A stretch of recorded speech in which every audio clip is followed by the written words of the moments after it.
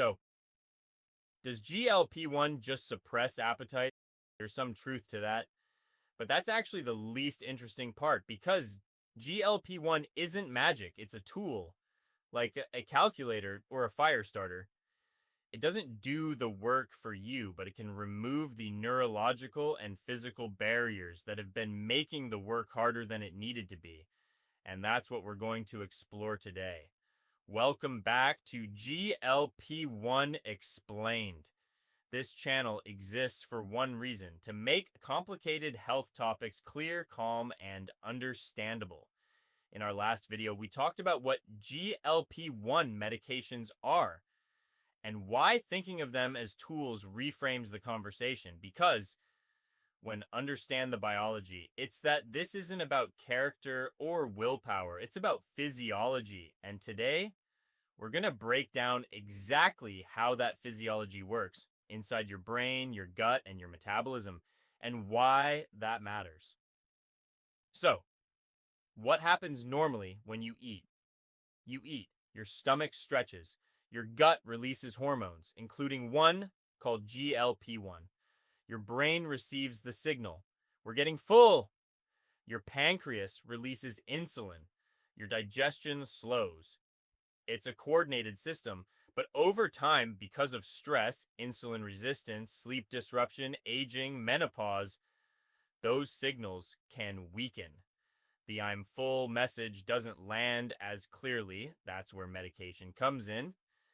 GLP-1 medications do three major things. First, in the brain, they interact with areas involved in appetite and reward. That's why some people notice fewer cravings, sometimes even reduced interest in alcohol. And let's be clear, food noise isn't stomach hunger, and it isn't a character flaw or a lack of willpower. It's biological, repetitive signals that keep pulling your attention back to food. It's constant planning. It's mental negotiation. It's like getting spam calls all day long.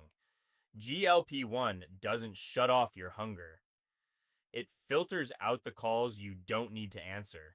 For many people, it also feels like someone quietly closed a dozen browser tabs that were constantly running in the background. That's not willpower, that's signaling.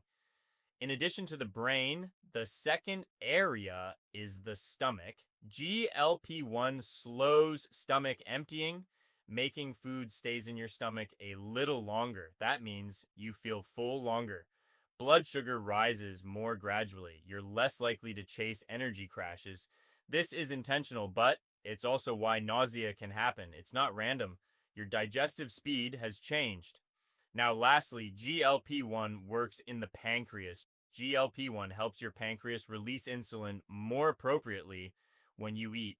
That improves blood sugar control, and stable blood sugar reduces energy crashes, urgent hunger, reactive cravings.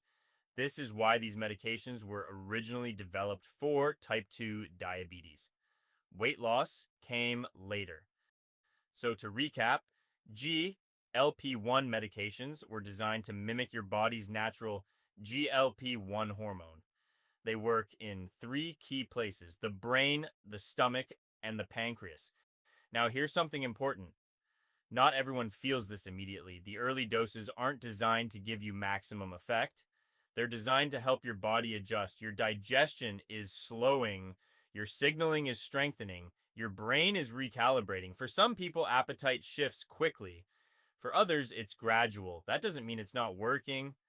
It means biology varies. This is why it's important to think of GLP-1 as a long-term tool, not a quick fix. So let's talk about something that causes a lot of anxiety: stalls. Weight loss on GLP-1 is rarely a straight line.